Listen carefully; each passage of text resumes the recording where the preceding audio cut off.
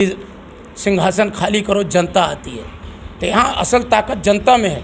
इस देश की असल समस्या बेरोजगारी है, महंगाई है, भ्रष्टाचार है और जो हमारे आज नौजवान पढ़ लिख करके दर दर की ठोकरें खा रहे हैं। तो इस तरह से बेरोजगारों का शोषण हो रहा है। कभी धर्म को आगे कर देती है, कभी देशों को आगे कर देती है। और जिस कंपनी के अधीन वो काम करते हैं वो कंपनियां 2-3 हज़ार रुपया और काट भी लेती हैं। उन्होंने कर्मचारी का उन्हें दर्जा भी नहीं है। जहां उनको 40-40, 45, 50 हज़ार रुपया मिलना चाहिए, वहां किसी को 8 हज़ार मिल रहा है, किसी को 12 हज़ार, किसी को 14 हज़ार। इनके रोज़गार मेले जो हैं उनसे कोई रिजल्ट नहीं आ पा रहा। ये चयन का तरीका है, एक कैंसर से भी घातक बीमारी है और एक आप नया सामंत पैदा कर रहे हैं। हम तो सरकार से सवाल किए थे, उस श्रम मंत्री हैं, उन्होंने हमें रोज़गार मेले का हवाला दिया था कि वहाँ रोज़गार मेला लगा तो हमने इतने लोगों को नियुक्त किया। तो मैं कहा तुम बीटेक वालों को नियुक्ति आप दे रहे हो, उनको वेतन 8 हज़ार दे रहे हो, वो कितना दिन ज्वाइन किए, वो छोड़ दे रहे हैं लोग, फिर जा कर के कहीं तलाश रहे हैं काम।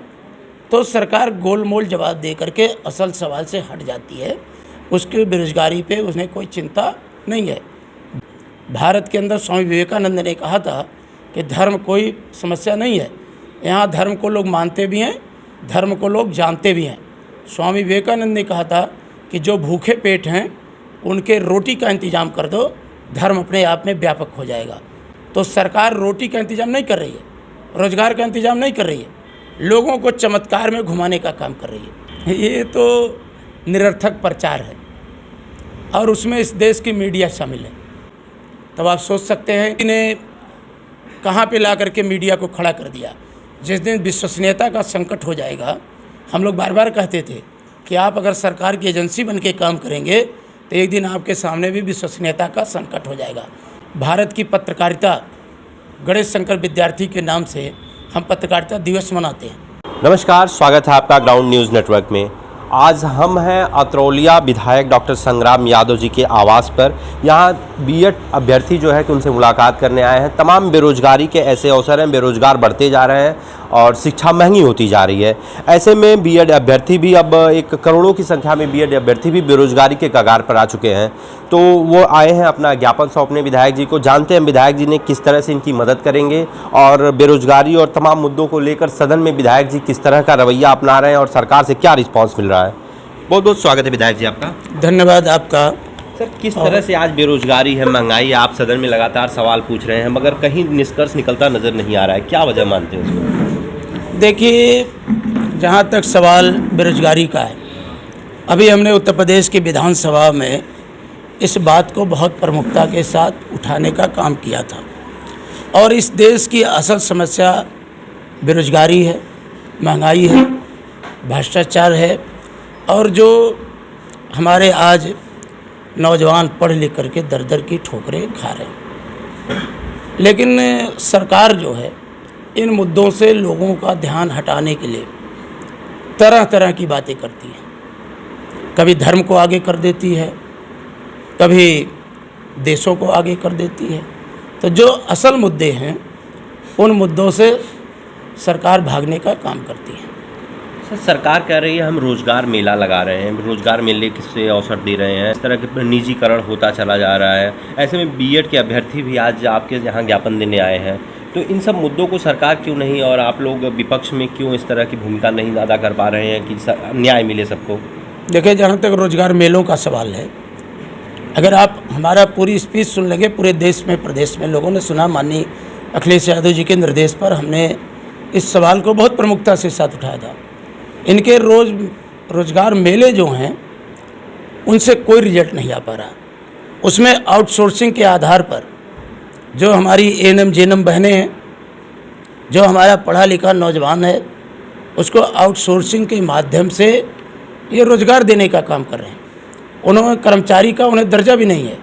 जहां उनको 40-40, 45, 50 हज़ार रुपया मिलना चाहिए, वहाँ किसी को 8 हज़ार मिल रहा है, किसी को 12 हज़ार, किसी को 14 हज़ार। और जिस कंपनी के अधीन वो काम करते हैं वो कंपनियां 2-3 हज़ार रुपया और काट भी लेती हैं। तो इस तरह से बेरोजगारों का शोषण हो रहा है। मैंने विधानसभा में स्पष्ट कहा था कि ये जो आउटसोर्सिंग के द्वारा आपके चयन का तरीका है, एक कैंसर से भी घातक बीमारी है और एक आप नया सामंत पैदा कर रहे हैं। कृपया अगर आप नहीं उस तरह से भर्ती कर सकते रेगुलर, तो आप विभाग के द्वारा संविदा कराएं और उसमें बेरोजगार नौजवान बड़े पैमाने पर नियुक्ति पा सकते हैं। सर, इस सवाल पे अनिल राजभर जी ने आपको काफ़ी लंबा पन्ना रिकॉर्ड दिखाया था, उस पर क्या जवाब है? उनमें कोई दम ही नहीं है। हम तो सरकार से सवाल किए थे, उस श्रम मंत्री हैं, उन्होंने हमें रोजगार मेले का हवाला दिया था कि वहाँ रोजगार मेला लगा तो हमने इतने लोगों को नियुक्त किया। तो मैं कहा तुम बीटेक वालों को नियुक्ति आप दे रहे हो, उनको वेतन 8,000 दे रहे हो, वो कितना दिन ज्वाइन किए, वो छोड़ दे रहे हैं लोग, फिर जा कर के कहीं तलाश रहे हैं काम। तो सरकार गोलमोल जवाब दे करके असल सवाल से हट जाती है। उसकी बेरोजगारी पे उसने कोई चिंता नहीं है। भारत धर्मों का भी देश है, भारत जातियों का भी देश है। भारत के अंदर स्वामी विवेकानंद ने कहा था कि धर्म कोई समस्या नहीं है, यहाँ धर्म को लोग मानते भी हैं, धर्म को लोग जानते भी हैं। स्वामी विवेकानंद ने कहा था कि जो भूखे पेट हैं उनके रोटी का इंतजाम कर दो, धर्म अपने आप में व्यापक हो जाएगा। तो सरकार रोटी का इंतजाम नहीं कर रही है, रोजगार का इंतजाम नहीं कर रही है, लोगों को चमत्कार में घुमाने का काम कर रही है। सर, क्या वजह है कि जनता इन मुद्दों को आगे नहीं ला रही है? अगर कोई मुद्दा आगे भी लाता है तो उसे समाजवादी का टैग लग जाता है या फिर यादव होने का टैग लग जाता है। ये तो निरर्थक प्रचार है और उसमें इस देश की मीडिया शामिल है, इसीलिए आप इस तरह के चैनल चला रहे हैं। खुद आज बड़े पैमाने पर हमारा बेरोजगार नौजवान यूट्यूब चैनल चला रहा है, और कितना जब वो बेचारा लिखता है कि हमारे चैनल को लाइक और सब्सक्राइब करिए, तब आप सोच सकते हैं कि इन्हें कहाँ पे ला करके मीडिया को खड़ा कर दिया। जिस दिन विश्वसनीयता का संकट हो जाएगा, हम लोग बार बार कहते थे कि आप अगर सरकार की एजेंसी बन के काम करेंगे तो एक दिन आपके सामने भी विश्वसनीयता का संकट हो जाएगा। भारत की पत्रकारिता, गणेश शंकर विद्यार्थी के नाम से हम पत्रकारिता दिवस मनाते हैं। मुंशी प्रेमचंद ने अपनी कहानियों में जो दर्द है, महादेवी वर्मा से लेकर के निराला तक, अगर आप देखेंगे दुष्यंत कुमार की कि सिंहासन खाली करो जनता आती है, तो यहाँ असल ताकत जनता में है। लेकिन आज केंद्र की सरकार पूंजीपतियों को मिला करके, इस देश की मीडिया को मिला करके, इस देश का जो असल सवाल है उस सवाल से हट रही है। आप बताइए, मोदी जी ने अपने संकल्प पत्र में कहा था कि हम अंतर्राष्ट्रीय स्तर का विश्वविद्यालय बनाएंगे। आज कहाँ अंतर्राष्ट्रीय स्तर का विश्वविद्यालय है? हमने विधानसभा में पूछा था कि एक भी अंतर्राष्ट्रीय स्तर का विश्वविद्यालय आप दिखाओ, हम चल करके देखें। तो अंतर्राष्ट्रीय स्तर का विश्वविद्यालय नहीं है, अंतर्राष्ट्रीय स्तर का इनके पास स्वास्थ्य सेवाएं नहीं है। यहाँ का नौजवान दर दर की ठोकरें खा रहा है। अंत में पढ़ा लिखा नौजवान 8,000, 10,000, 5,000 की नौकरी करने को विवश है, और इनके सरकारी आंकड़े कहते हैं कि उत्तर प्रदेश में बेरोजगारी नहीं है। बेरोजगारी देखना आके देखें। सर, सामंतवाद की बात अभी आपने कही, निजीकरण का क्या असर पड़ेगा, दूरगामी असर क्या पड़ेगा? उसको आप जानते भी हैं कि क्या असर पड़ेगा। आज निजी हाथों में पूरी की पूरी आप स्वास्थ्य दे दिए, स्वास्थ्य व्यवस्था है।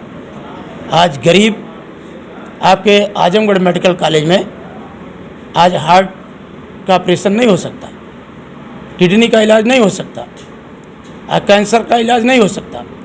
जितने भी आसाद बीमारियां हैं, किसी एक भी इतनी बड़ी आबादी का जनपद है, सरकारी क्षेत्र में एक भी न्यूरो का सर्जन यहाँ पे नहीं है, एक भी कार्डियोलॉजिस्ट नहीं है।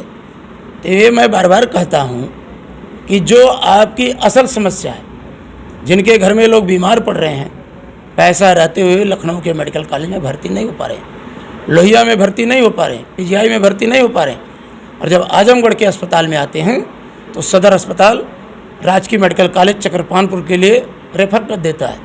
और जब वो चकरपानपुर मेडिकल कॉलेज जाते हैं तो वहाँ का मेडिकल कॉलेज लखनऊ के लिए रेफ़र कर देता है।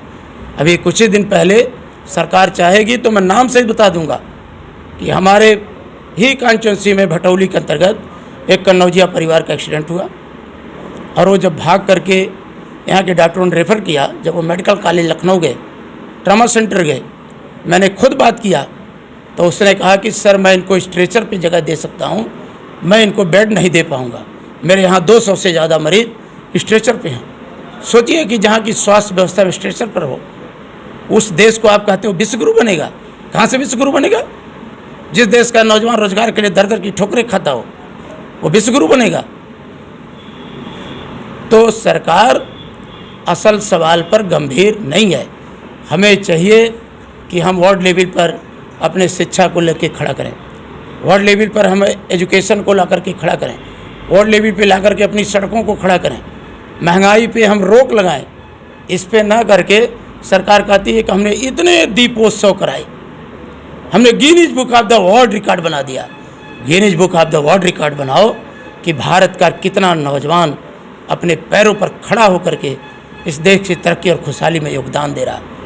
आपके आंकड़े भ्रम जाल में फंसा करके आप हो सकता है कुछ दिन सत्ता में रह सकते हैं, लेकिन जिस दिन यहाँ के लोग जागेंगे, किसान जगेगा, मजदूर जगेगा, उसका बेटा जगेगा। आज अग्निवीर को शहीद का दर्जा नहीं दिया गया। पंजाब का इतने कम उम्र का नौजवान शहीद हुआ, आज उसे शहीद का दर्जा नहीं दिया गया। आज देश के लोग कहीं न कहीं इस घटना से मर्माहत और दुखी हैं, और देश के लोग दुखी हैं कि हमारे देश का चैनल पूंजीपतियों ने खरीद लिया। वो जैसा चाहते हैं उसी तरह का परोसने का काम करते हैं।